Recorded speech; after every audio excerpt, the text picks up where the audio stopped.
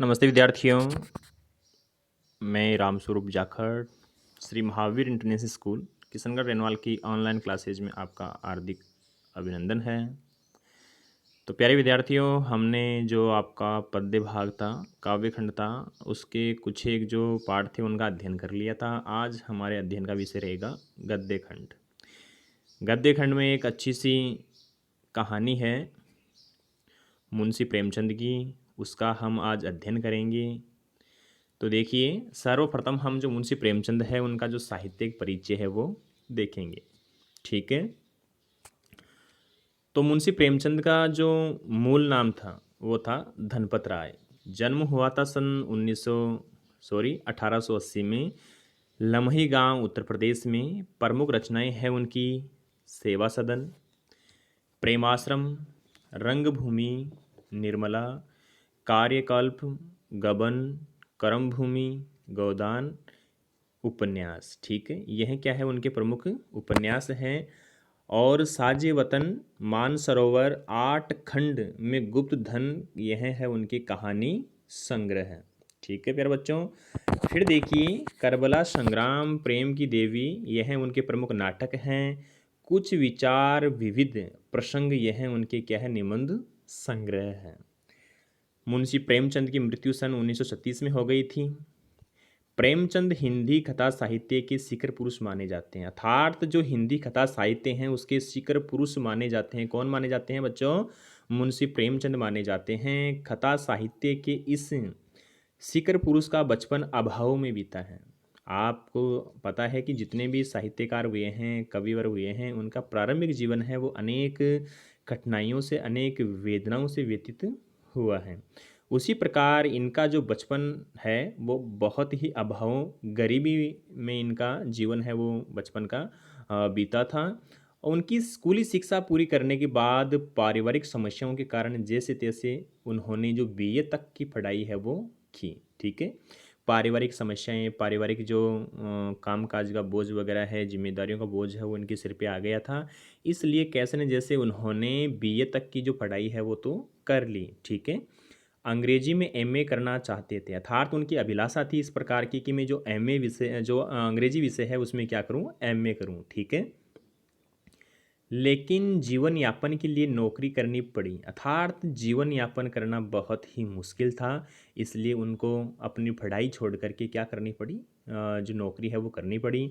सरकारी नौकरी मिली भी, लेकिन महात्मा गांधी के असहयोग आंदोलन में सक्रिय होने के कारण उनको त्याग पत्र देना पड़ा। अर्थात उस समय आपको पता है कि हमारा भारतवर्ष है वह अंग्रेजों के अधीन था, और उसी समय जो हमारे राष्ट्रपिता हैं अर्थात जो महात्मा गांधी है उन्होंने अपना असहयोग आंदोलन है वो चला रखा था। इसलिए मुंशी प्रेमचंद है उन्होंने जो अपनी नौकरी है वो बीच में ही छोड़ दी, और नौकरी छोड़ने के बाद में जो असहयोग आंदोलन है उसमें वह सक्रिय रूप से जुड़ गए। ठीक है बच्चों। फिर देखिए, और नौकरी छोड़ने के बाद में बावजूद लेखन कार्य सुचारू रूप से चलता रहा, अर्थात उन्होंने अपनी जो नौकरी है वो छोड़ दी राष्ट्रीय आंदोलन के कारण, लेकिन जो अपना लेखन कार्य है वह सुचारू रूप से वह कर रहे थे। ठीक है। पत्नी शिवारानी देवी के साथ अंग्रेजों के खिलाफ आंदोलन में हिस्सा लेते रहे। उनके जीवन का राजनीतिक संघर्ष उनकी रचनाओं में सामाजिक संघर्ष बनकर सामने आया है। अर्थात किस प्रकार से मुंशी प्रेमचंद की जो पत्नी है शिवरानी देवी, वह अंग्रेज़ों के खिलाफ जो आंदोलन था उसमें वह भाग ले रही थी, और उन्हीं के साथ में जो मुंशी प्रेमचंद है वह भी इस प्रकार की क्रांतिकारी जो रैलियां वगैरह है उनमें अपना योगदान है वो दे रहे थे।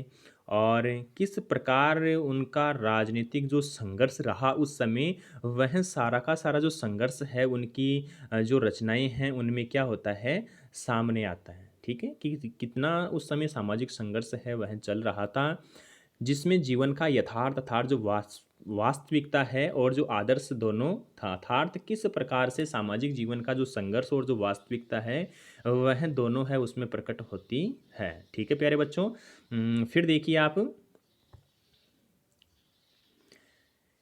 हिंदी साहित्य के इतिहास में कहानी और उपन्यास की विधा के विकास का काल विभाजन प्रेमचंद को ही केंद्र में रखकर किया जाता है। अर्थात जो हिंदी साहित्य है उसमें आप सबको पता है कि कहानियाँ, उपन्यास है, एकांकी है, नाटक है, ठीक है? बहुत सारी जो विधाएँ हैं, यथार्थ रचनाएँ हैं वो मौजूद हैं और उन सब का जो काल विभाजन है, वह प्रेमचंद को ही केंद्र में रखकर किया जाता रहा है। प्रेमचंद पूर्व युग के प्रेमचंद युग, प्रेमचंद जो चंदोतर युग, यह प्रेमचंद के निर्विवाद महत्व का क्या है? स्पष्ट प्रमाण है, ठीक है? को कल्पना और रूमानियत वस्तुतः प्रेमचंद ही पहले रचनाकार हैं जिन्होंने कहानी उपन्यास की विधा को कल्पना और रूमानियत के धुंधलके से निकालकर यथार्थ को ठोस जमीन पर प्रतिष्ठित किया है। यथार्थ की ज़मीन से जुड़कर अर्थात जो वास्तविकता है उससे जुड़कर ही उन्होंने जो कहानी किस्सा गोई तक सीमित न रहकर पढ़ने पढ़ाने की परंपरा से भी वह जुड़ी हुई है, ठीक है? तो किस प्रकार से आप देख सकते हैं बच्चों कि जो प्रेमचंद है उन्होंने अपनी अच्छी रचनाएं लिखी, इसके कारण जो हिंदी साहित्य है उसमें जो कालखंड है अर्थात रचनाओं का जो विभाजन है वो सुचारू रूप से हो सका और किस प्रकार से जो ठोस जो वास्तविकता है वह भी क्या होती है उस समय के समाज की उभर करके हमारे सामने आती है, ठीक है? इसमें उनकी हिंदुस्तानी, हिंदू उर्दू मिश्रित भाषा का विशेष योगदान रहा है कि किस प्रकार से मुंशी प्रेमचंद ने अपनी रचनाओं में हिंदी, उर्दू और जो दोनों की मिश्रित भाषा है उसका क्या किया है? विश्लेषण योगदान रहा है अर्थात उसका उन्होंने अपनी रचनाओं में प्रयोग किया है। उनके यहाँ हिंदुस्तानी भाषा अपने पूरे ठाठ-बाट और जातीय स्वरूप के साथ आई है, ठीक है? किस प्रकार से उन्होंने ज़्यादातर जो हिंदुस्तानी भाषा है, ठीक है? जो भारतवर्ष की आम बोलचाल की भाषा है उसका उन्होंने क्या किया है? बड़ी ही बारीकी से उसमें उखेरने का जो कार्य है वो किया है, ठीक है बच्चों? उनका आरंभिक कथा साहित्य कल्पना, संयोग और रोमानियत के ताने-बाने से बुना गया है, लेकिन एक कथाकार के रूप में उन्होंने लगातार विकास किया है। अर्थात किस प्रकार से एक कथाकार के रूप में लगातार जो मुंशी प्रेमचंद है उन्होंने क्या किया है? विकास है अपना किया है, ठीक है? अर्थात हिंदी जगत को अपनी बहुत सारी अच्छी-अच्छी रचनाएँ हैं वह प्रदान करने का उन्होंने कार्य है वो किया है। जैसे कि पंच परमेश्वर जैसी कहानी तथा सेवा सदन जैसे उपन्यास के साथ सामाजिक जीवन को कहानी का आधार बनाने वाले यथार्थवादी कला के अग्रदूत के रूप में सामने आए हैं। यथार्थवाद के भीतर भी आदेशोन्मुख यथार्थवाद में आलोचनात्मक यथार्थवाद की विकास यात्रा प्रेमचंद ने की है, ठीक है? तो बच्चों किस प्रकार से जो मुंशी प्रेमचंद है उन्होंने अपनी जो हिंदी साहित्य की जो विकास यात्रा है उसको क्या रखा? प्रारंभ रखा। आदर्शोन्मुख यथार्थवाद स्वयं उन्हीं की क्या की गई है? फटी हुई संज्ञा है, ठीक है? किस प्रकार से उन्होंने जो आदर्शवाद है, ठीक है? आदर्शवाद है अर्थानुवाद है उसको आलोचनात्मक यथार्थ तक ही क्या किया है? उन्होंने प्रकट करने का जो कार्य है वो किया है, ठीक है? यह कहानी और उपन्यास के क्षेत्र में किए गए उनके इस ऐसे रचनात्मक प्रयासों पर लागू होती है जो कटु यथार्थ का चित्रण करते हुए भी समस्याओं और अंतर्विरोधों को अंततः एक आदर्शवादी और मनोवांछित समाधान तक पहुंचा देती हैं, ठीक है? तो किस प्रकार से उन्होंने जो अपनी आदर्शवादिता है और अपनी जो मनोवांछिता है उसका समाधान उन्होंने किया है। तो देखिए इनकी जो प्रमुख अन्य रचनाएं हैं वो देखो सेवा सदन, प्रेमाश्रम आदि उपन्यास और पंच परमेश्वर, बड़े घर की बेटी, नमक का दरोगा जो आपका यहाँ दिया गया है आपके पाठ्यक्रम में, आदि कहानियाँ ऐसी हैं। बाद की उनकी रचनाओं में यह आदर्शवादी प्रवृत्ति कम होती गई और धीरे धीरे वे ऐसी स्थिति तक पहुँचते हैं जहाँ कठोर वास्तविकता के को प्रस्तुत करने में वे किसी तरह का समझौता नहीं करते हैं। गोदान उपन्यास और पूस की रात, खफन आदि कहानियाँ इसके सुंदर उदाहरण हमारे सामने प्रस्तुत होते हैं, ठीक है? तो बच्चों हमने इसमें देखा कि जो प्रेमचंद जी हैं उन्होंने हिंदी साहित्य के जगत में अनेक जो अच्छी अच्छी रचनाएं हैं, सेवा सदन है, प्रेमाश्रम है, नमक का दरोगा है, बड़े घर की बेटी है, पंच परमेश्वर है, खफन, गोदान, ये बहुत सारी यानी कि जो उपन्यास वगैरह हैं, अनेक कहानियाँ वगैरह उन्होंने लिखने का और जो समाज उस समय का समाज है उससे हमें रूबरू कराने का जो कार्य है वो बहुत ही बारीकी से उन्होंने किया है। ठीक है बच्चों, आगे देखिए, यहाँ दी गई कहानी कौन सी है? अभी मैंने जिक्र किया था थोड़ी देर पहले, नमक का दरोगा। ठीक है, प्रथम प्रकाशन इसका हुआ था सन 1914 ईस्वी में। ठीक है, तो देखिए बच्चों, इसमें प्रेमचंद की बहुत चर्चित कहानी है यह, अर्थात जो नमक का दरोगा कहानी है यह मुंशी प्रेमचंद की बहुत ज़्यादा क्या है, चर्चित कहानी है। ठीक है, बहुत ज़्यादा चर्चित कहानियों में यह एकमात्र कहानी है जिसे आदर्शोन्मुख यथार्थवाद के एक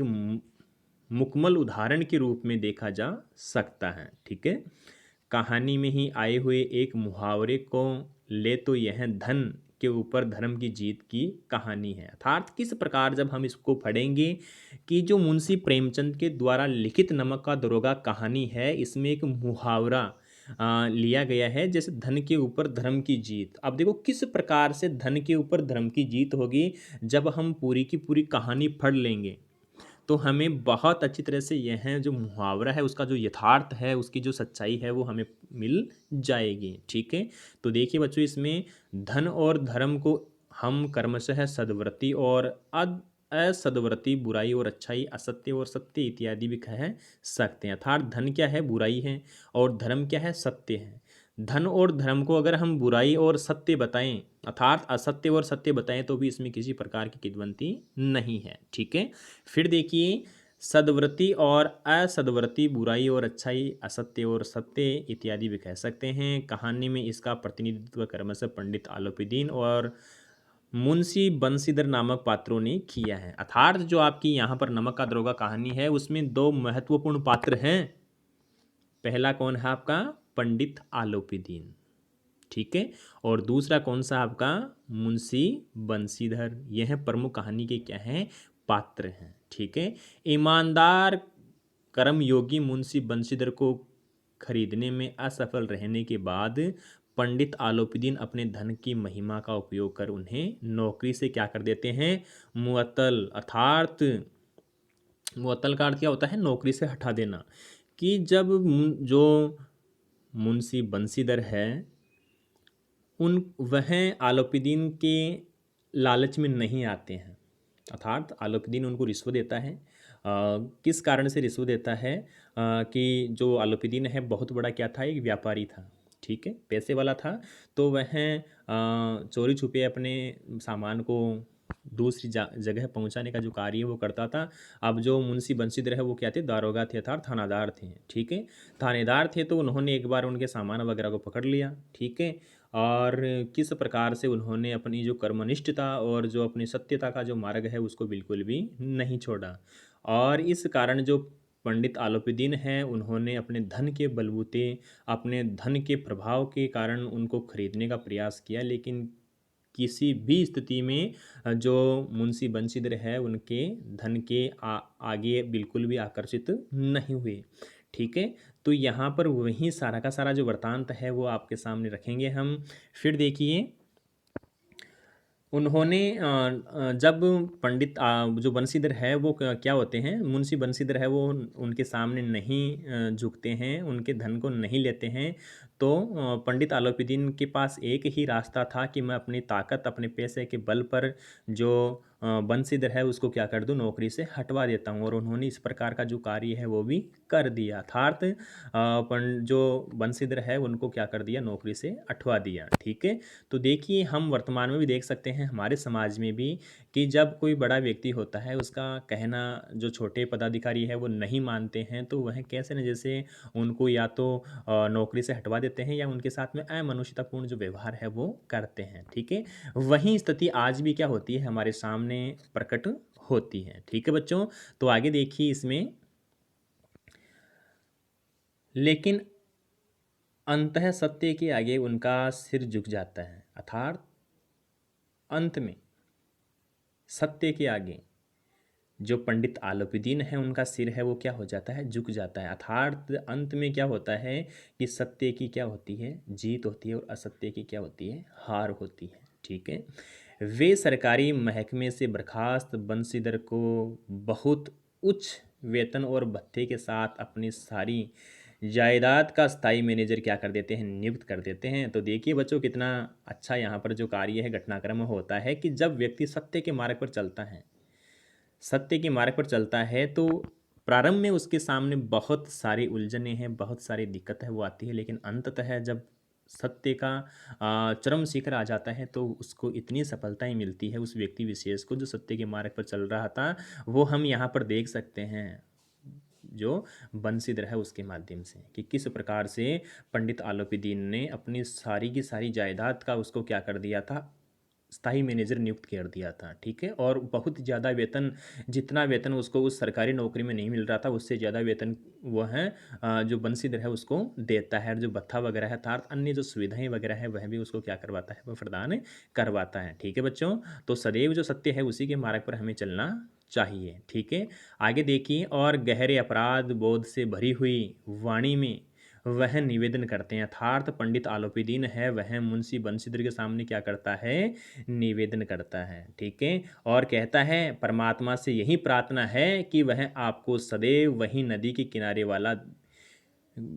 किनारे वाला बेमुरौवत उदंड किंतु धर्मनिष्ठ दरोगा बनाए रखें। यह बात उन्होंने कही, क्यों कही, इस कारण कही कि पंडित आलोपीदीन ने बहुत ज़्यादा बड़ी संख्या में उनको रिश्वत देने का प्रयास किया था, लेकिन फिर भी जो बंशीधर है वह बिल्कुल भी अपने धर्म से टस से मस नहीं हुए, इसलिए वह इस प्रकार की ईश्वर से क्या करते हैं, विनती है, निवेदन है वह करते हैं।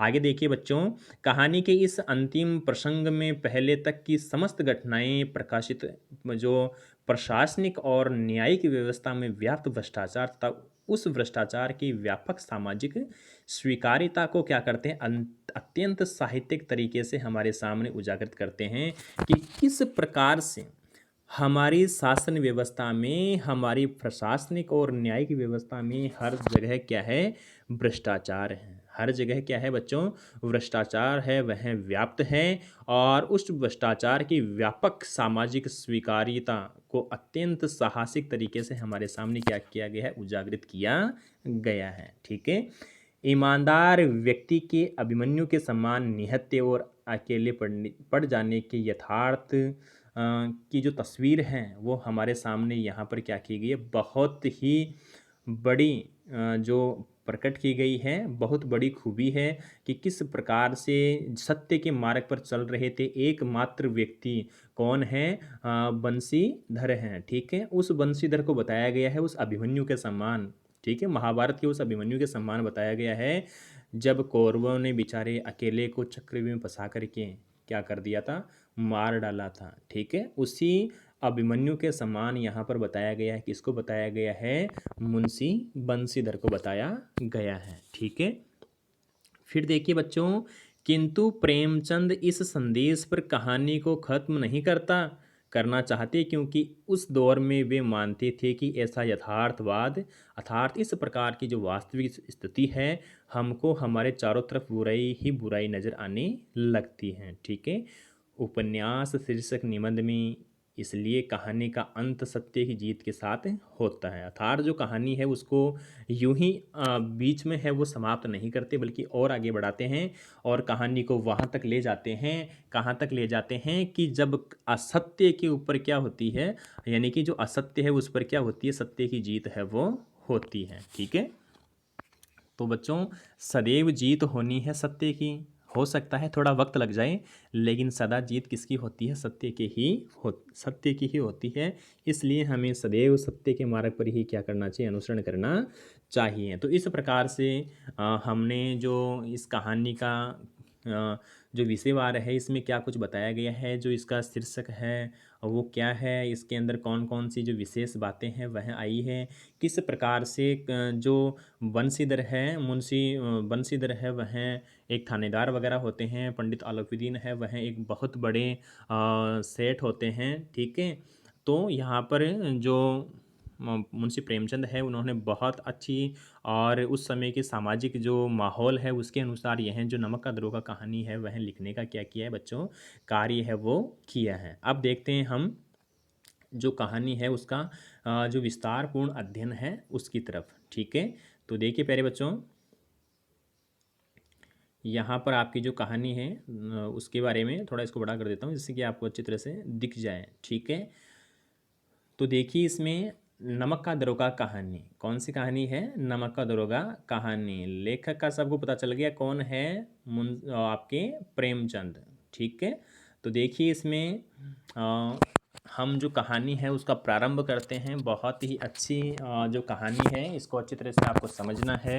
बहुत ही आनंदप्रद कहानी है। ठीक है। तो इसमें बहुत सारे जो उतार चढ़ाव भी आएंगे, कैसे उस समय की जो पारिवारिक स्थितियाँ थी, सामाजिक स्थितियाँ थी, किस प्रकार जो आर्थिक सबल जो व्यक्ति हैं अर्थात धनाढ्य जो वर्ग है, वह जो निम्न वर्ग है, कमज़ोर वर्ग है, उसके ऊपर अपना प्रभाव है वह जमाने का प्रयास करता है। ठीक है बच्चों। तो देखिए हम कहानी को शुरू करते हैं। जब नमक का नया विभाग बना, जब नमक का क्या बना? नया विभाग बना और ईश्वरप्रद वस्तु के व्यापार करने का निषेध हो गया। अर्थात जब नमक का क्या बना? नया विभाग बना और ईश्वर के द्वारा दी गई जो नमक जैसी वस्तु है उसका व्यापार है उसको क्या कर दिया? रोक दिया। अर्थात ईश्वर के द्वारा प्रदत्त अर्थात प्रदान की गई जो वस्तु है उसके व्यवहार करने पर अर्थात उसको काम में लेने पर रोक लगा दी गई। ठीक है। और क्या बना दिया गया? एक नमक विभाग बना दिया गया। ठीक है। तो लोग क्या करेंगे बच्चों? मान लीजिए आपको खाना खाना है। ठीक है। और घर वालों ने खाने को क्या कर दिया? छुपा दिया या आपको मना कर दिया कि यह खाना है वो तुझे नहीं खाना है, तुझे भूखे ही रहना है। अब आप क्या करेंगे? ज्यों ही घर वाले हैं वो आपसे ओझल होंगे यानी दूर जाएंगे तो आप चोरी छिपे उस खाने को खाने का क्या करेंगे? प्रयास है वो करेंगे। ठीक है। वास्तविकता है उसी प्रकार जब नमक विभाग बना दिया गया और भगवान के द्वारा ईश्वर के द्वारा प्रदान किया गया एक उपहार अर्थात नमक है उसके उपयोग पर उसको काम में लेने पर रोक लगा दी गई, तो लोग हैं वो क्या करेंगे? चोरी छिपे इसका व्यापार करने लग गए। आप सबको पता है कि जिस वस्तु को रोक दिया जाता है, जिसके व्यापार वगैरह पर व्यवहार अर्थात काम में लेने पर रोक लगा दी जाती है, उसका लोग हैं वह चोरी छुपे क्या करने लग जाते हैं? व्यापार करने लग जाते हैं। ठीक है। जैसे कि आपको पता है कि जितने भी नशीले जो पदार्थ हैं उनके ऊपर निषेध अर्थात रोक लगाई गई है, तो लोग क्या करते हैं? चोरी छिपे उनका व्यापार करने का जो कार्य है वो करते हैं। ठीक है। तो वही बात यहाँ पर क्या हो रही है? स्पष्ट हो रही है। यहाँ पर नमक है वो नशीली चीज़ नहीं है, लेकिन उस समय की शासनिक व्यवस्था थी। ठीक है। फिर देखिए बच्चों, अनेक प्रकार के छल प्रपंचों का सूत्रपात हुआ अर्थात नमक को बेचने के लिए उसका व्यापार करने के लिए अनेक प्रकार के जो छल प्रपंच है अर्थात छल कपट का जो व्यवहार है वह लोग हैं वो क्या करने लगे? इस प्रकार के कार्य है वो करने लगे। कोई घूस से काम निकालने लगता था अर्थात घूस जानते हो ना? रिश्वत। रिश्वत देकर के चोरी छिपे अपना जो नमक है उसकी जो गाड़ियाँ वगैरह है वह क्या करते थे? नदी पार है वो ले जाते थे बेचने के लिए। ठीक है। कोई चालाकी से और कोई चोरी छिपे वह क्या करता? रात वगैरह को जो नमक है उसको एक स्थान से दूसरे स्थान पर ले जाने का कार्य है वो कर लेता था। ठीक है। अधिकारियों के पोबारा थे अर्थात जो अधिकारी हैं उनके पोबारा हो गए अर्थात उनको बहुत ज़्यादा क्या मिलने लग गया? लाभ मिलने लग गया। क्यों मिलने लग गया? क्योंकि नमक की जो गाड़ियाँ हैं उनको चोरी छिपे अंधेरे में वह क्या करते थे? वहाँ से जो चौकी है चेक करने की विभाग है उसकी छोटी छोटी चौकियाँ वगैरह रास्ते में बना दी गई थी। तो उससे वह रातों रात उनको कानों कान खबर तक नहीं होने देते और उनको क्या करवा देते? अधिकारी वगैरह वो वहाँ से जाने देते थे। इसलिए उनको बहुत मोटी क्या मिलती? रिश्वत वगैरह मिलती हैं। ठीक है। इसलिए जो आपके सरकारी अधिकारी वगैरह हैं उनकी क्या हो जाती है? पोबारा हो जाती है अर्थात उनको बहुत ज़्यादा क्या मिलने लग जाता है? लाभ है, पैसा मिलने लग जाता है। ठीक है। अब देखिए अब सारे के सारे जिस तरफ हमें अपना स्वार्थ दिखता है उस तरफ लोग बहुत ज़्यादा क्या होते हैं? आकर्षित होते हैं। ठीक है। अब देखिए सारे के सारे लोग हैं वो आने लग गए, कहाँ आने लग गए? उस नमक विभाग में अर्थात उसमें नौकरी पाना चाहते थे सारे के सारे। क्यों पाना चाहते थे? क्योंकि उसमें बहुत ज़्यादा क्या मिल रही थी? उसमें बहुत ज़्यादा रिश्वत मिल रही थी। ठीक है। इसलिए सारे के सारे लोग हैं वो क्या करना चाहते थे? नमक विभाग में नौकरी करना चाहते थे। अब देखिए क्या हो रहा है? देखिए पटवारीगिरी का सर्वसम्मानित पद छोड़कर लोग इस विभाग की क्या करने लगे? बरकदाजी करते थे अर्थात इस विभाग में नौकरी पाने का वह प्रयास करने लग गए, जी जान लगाने लग गए कि कैसे न जैसे हमें क्या मिले? इस नमक नमक विभाग में नौकरी मिल जाए। ठीक है। इसके दरोगा पद के लिए तो वकीलों का भी जी ललचाता था। अब देखिए वकील सबसे ज़्यादा पैसे वगैरह लेते हैं ना कोई भी केस वगैरह लड़ने के लिए। अब उनका भी देखो यहाँ पर मन ललचाता है, किसकी तरफ ललचाता है? नमक विभाग में नौकरी पाने के लिए। ठीक है, यह वह समय था जब अंग्रेजी शिक्षा और ईसाई मत को लोग एक ही वस्तु समझते थे। फारसी का प्राबल्य था, अर्थात जो फारसी भाषा है उसका बहुत ज़्यादा प्रभाव था उस समय। प्रेम की कथाएं और श्रृंगार रस के काव्य पढ़कर फारसिंदा लोग सर्वोच्च पदों पर नियुक्त हो जाया करते थे।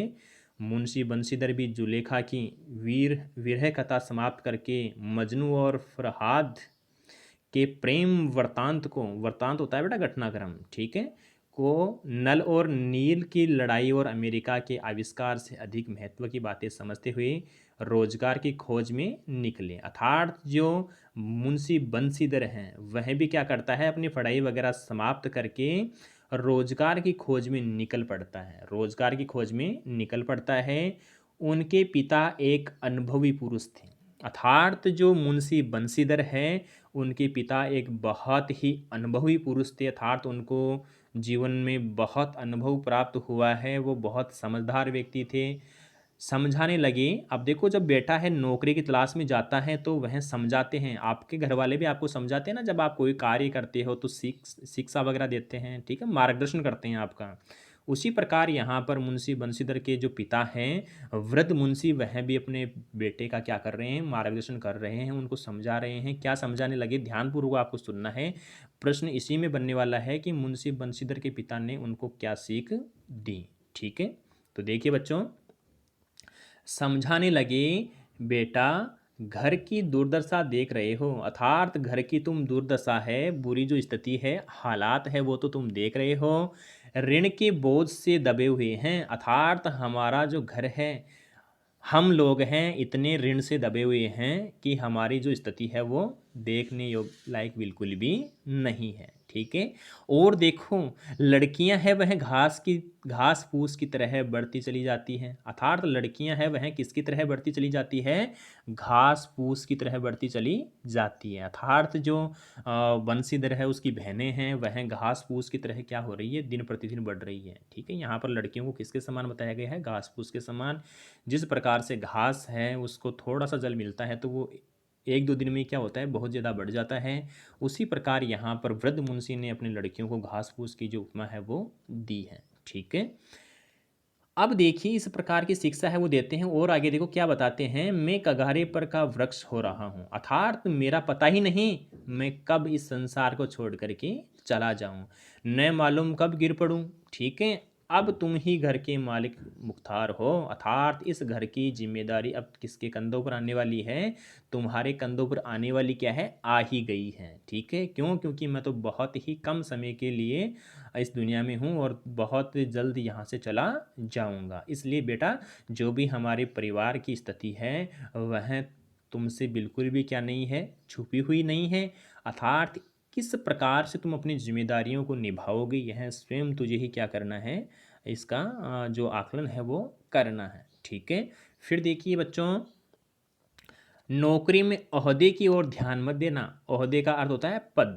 अर्थात नौकरी में किसकी ओर ध्यान मत देना, पद की मैं तो बड़ा ही बनूं, मैं तो थानेदार ही बनूं, जो तुझे मिल जाए वहीं तू स्वीकार कर लेना। ठीक है, यह तो पीर का मजार है, यह तो क्या है, पीर का मजार है, निगाह चढ़ावे और चद्दर पर रखनी चाहिए। ठीक है, ऐसा काम ढूंढना जहां ऊपरी आय हो। अब देखिए किस प्रकार से एक पिता है वो अपने पुत्र को कैसी शिक्षा देते हैं, दे रहा है कि बेटा नौकरी में पद की तरफ ध्यान मत देना, तू इस प्रकार की नौकरी ढूंढना जिसमें ऊपरी आय हो, अर्थात जिसमें क्या मिले, रिश्वत मिले। देखिए एक पिता किस प्रकार से अपने पुत्र को क्या देता है, शिक्षा देता है, लेकिन क्यों दे रहा है, क्योंकि वह ऋण से दबे हुए हैं, उनकी पारिवारिक जो स्थिति है बिल्कुल भी क्या नहीं है, अच्छी नहीं है। ठीक है, इसलिए वह ऊपरी आय अर्थात रिश्वत वाले काम की तलाश करने के लिए जो मुंशी बंशीधर है उनको कहते हैं, कौन कहता है, वृद्ध मुंशी कहता है। बहुत ही अच्छी कहानी है, आपको अच्छी तरह से सुननी है एकाग्रचित मन से।